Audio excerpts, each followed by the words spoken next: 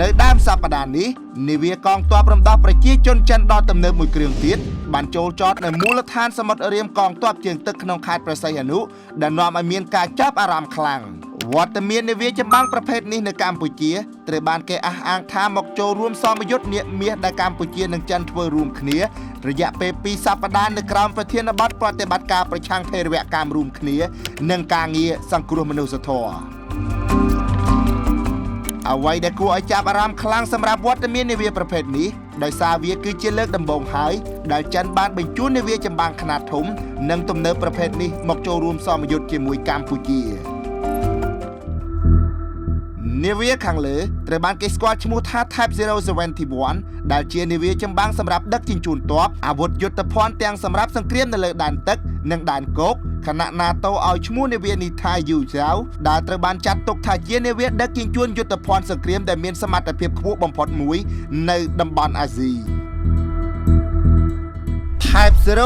071 មានបណ្ដោយសរុប210ម៉ែត្រទទឹង8ម៉ែត្រខណៈបាតនាវាក្រោមផ្ទៃទឹកជម្រៅ7ម៉ែត្រដែលមានសមត្ថភាពផ្ទុកទម្ងន់សរុប 25,000 អែណូក្រោមការស្រាវជ្រាវនិងអភិវឌ្ឍដោយកងទ័ពរំដោះប្រជាជនចិនដែលគេជឿជាក់ថាវាបានចាប់ផ្ដើមនៅអំឡុងទសវត្សរ៍ឆ្នាំ 2000 នាវា Type 071 បានបង្ហាញវត្តមានជាលើកដំបូងនៅអំឡុងចុងឆ្នាំ 2006 និងដាក់ឲ្យប្រតិបត្តិការនៅលើដែនសមុទ្រជាផ្លូវការនាខែវិច្ឆិកាឆ្នាំ 2007 នាវាចម្បាំងប្រភេទនេះអភិវឌ្ឍឡើងជាពិសេសសម្រាប់ប្រតិបត្តិការដឹកជញ្ជូនដោយមានចំណតជាច្រើននិងឃ្លាំងសម្រាប់ផ្ទុកយុទ្ធភ័ណ្ឌសម្រាប់សង្គ្រាមដូចជាអូថំភេកញ្ចក្រប្រភេទប្រយុទ្ធ Z20 ចំនួន4គ្រឿងនិងអូថំភេកញ្ចក្រប្រភេទដឹកជញ្ជូន Harbin ZA ចំនួន4គ្រឿងបន្ថែមពីនេះទៅទៀត Type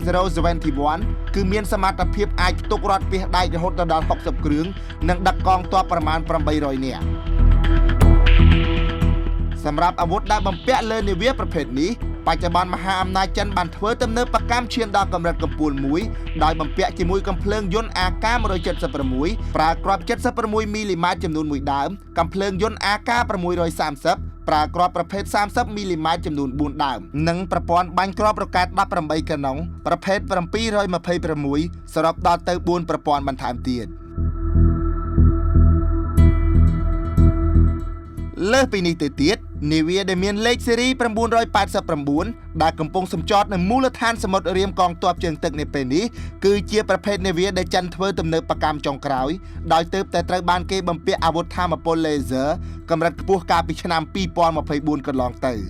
ដោយបច្ចេកវិទ្យានេះត្រូវបានគេអះអាងថាដូចគ្នាទៅនឹងអាវុធថាមពល laser របស់សហរដ្ឋអាមេរិកដែលបំពាក់លើនាវាចម្បាំងនិងដឹកជញ្ជូន USS Portland ថែមទៀតផងក្នុងពេលបច្ចុប្បន្ននៅលើពិភពលោកគឺមាននាវា Type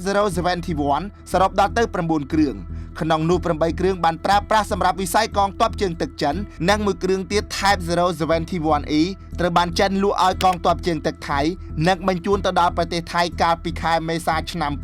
2023ខណៈម៉ាឡេស៊ីក៏បានស្នើទិញនាវានេះពីប្រទេសចិនដូចគ្នាជាមួយការកែតម្រូវទម្ងន់ផ្ទុកមកនៅត្រឹម 13,000 តោនប៉ុណ្ណោះ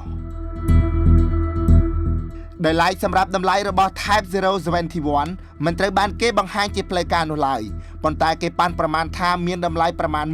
1/3 នៃតម្លៃនាវា USS Portland របស់សហរដ្ឋអាមេរិកដែលបច្ចុប្បន្ននាវា USS Portland របស់សហរដ្ឋអាមេរិកមានតម្លៃមួយកណ្ដាក់សញ្ញា $6,000 លានក្នុងមួយគ្រឿង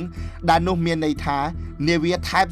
071 របស់ចិនអាចនឹងមានតម្លៃខ្ទង់ប្រមាណជាង$500 លានសហរដ្ឋអាមេរិកក្នុងមួយគ្រឿង